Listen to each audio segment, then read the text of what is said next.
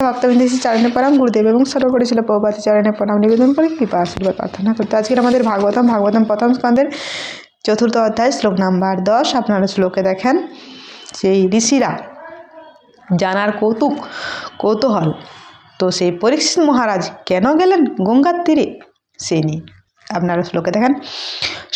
সম্রাট কৈশবাহেত পাণ্ডনাম মানবর্ধন পয়োপবিষ্ট গঙ্গায়াম অনাদৃত ধীরাস্যম।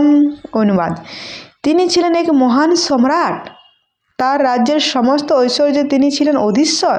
শশাগরা পৃথিবীর রাজা ছিলেন তিনি, এমন না ভারত পাকিস্তান আলাদা আলাদা, পুরো শশাগরা পৃথিবীর রাজা ছিলেন কিনা। তিনি এতই মহামহিমিত ছিলেন যে তিনি পণ্ডু বংশের মান বর্ধন করেছিলেন। তিনি কেন সব কিছু পরিত্যাগ করে গঙ্গার তীরে উপবিষ্ট হয়ে অনসর অবস্থায় মৃত্যুর জন্য অপেক্ষা করেছিলেন। অনসর এখানে পয়পবিষ্ট মানে হচ্ছে অনসর, তো যেটা হচ্ছে উপবাস।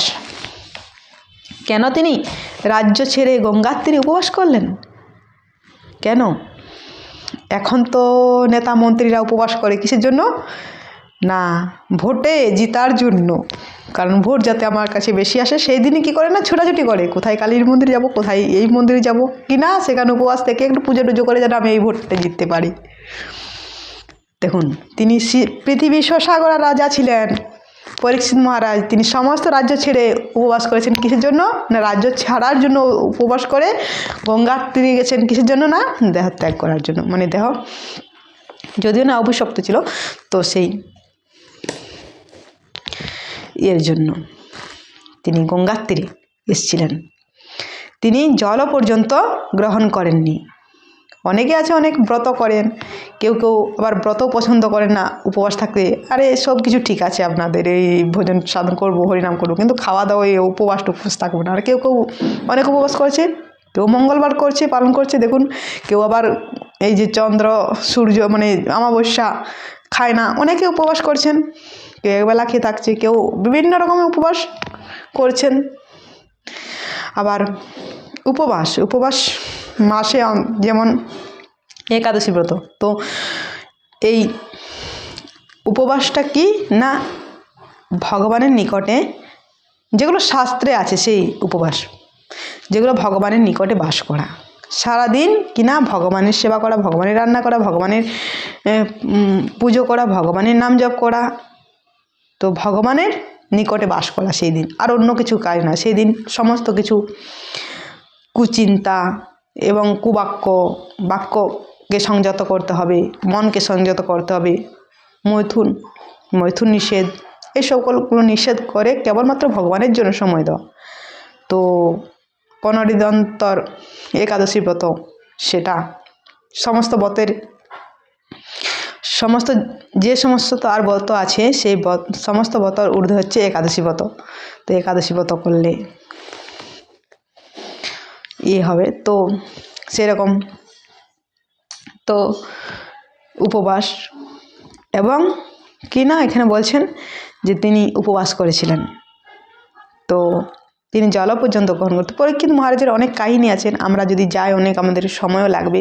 পরীক্ষিত মহারাজ আমরা পড়তে পাবো তখন, তো এখন থেকে বলে দিলে তখন আর সেই ইয়েটা থাকবে না, তখন কেউ শুনবেন না, তো তখনই বলবো। তো তিনি বনে গিয়েছিলেন কিনা, তিনি পশু শিকার করতে, তখন তিনি জল পিপাসায় তিনি এক ঋষির কাছে জল চায়। সে ঘটনা আছে অনেক, তো সেইখানে জল না পেয়ে তিনি অভিশপ্ত হয়ে আসেন। তো সেই অভিশপ্ত ঠিক না, এটা ভগবানের একটা কারণ পরীক্ষিত মহারাজের জন্য ভাগবতম আসবে। তো পরীক্ষিত মহারাজ তো এই 7 দিন শ্রবণ করে তিনি ভগবানের ধামে চলে গেছেন, তার শরীরটা কেবলমাত্র তক্ষকে এসে জ্বালিয়ে দিয়েছে, এটাই ছিল। তো ভগবানের প্ল্যান ছিল। তো সে পরীক্ষিত মহারাজ তিনি শশাগরা পৃথিবীর রাজা ছিলেন, তিনি ধার্মিক ছিলেন। তো তিনি রাজ্যপাট ছেড়ে কিনা তিনি ভগবানের ভগবানের সেবায় সম্পূর্ণরূপে যুক্ত হয়ে যান। খাওয়া দাওয়া না, খাওয়া দাওয়া করতে তো সময় লাগে, সময় লাগবে, সে কিচ্ছু না, কেবলমাত্র উপবাস করে ভগবানের সেবায় দিন রাত ভগবানের কথা শ্রবণ করেছেন। দেখুন রাজা, এরকম রাজা না যে শুধু ভোটেদের যেটার জন্য শুধু একদিন উপবাস করব, পুজো টুজো করব না, ধার্মিক হতে দেশকে সঠিক পথে নেতা মন্ত্রীরাই করা উচিত, তবে তো প্রজারা শিখবে, তাই না? তো সেই ছিল পরীক্ষিত মহারাজ, অত্যন্ত এখানে বসে সম্রাট ছিলেন।